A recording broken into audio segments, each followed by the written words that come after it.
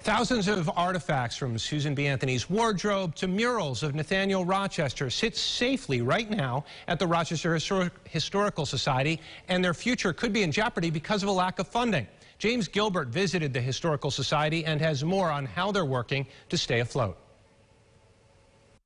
When is this dated, do you think? 1700s. Rifles, paintings, sculptures, all in the Rochester Historical Society's 8,000 square foot facility on Lincoln Ave in Rochester.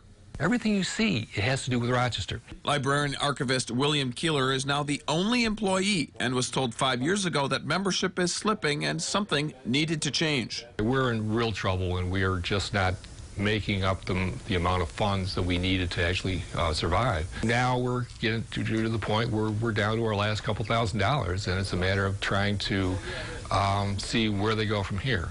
That's why Keeler is out there pointing out the value of preservation. In order to be a portrait on this wall, you had to be in Rochester before 1816. It's easy to forget about all of that history.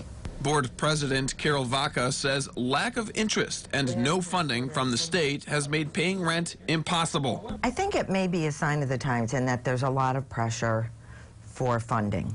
They've already cut back on operations. This is a newspaper that Frederick Douglass did. This is a Frederick Douglass newspaper. They're still looking after all of this, and where it might go should this fold is anybody's guess.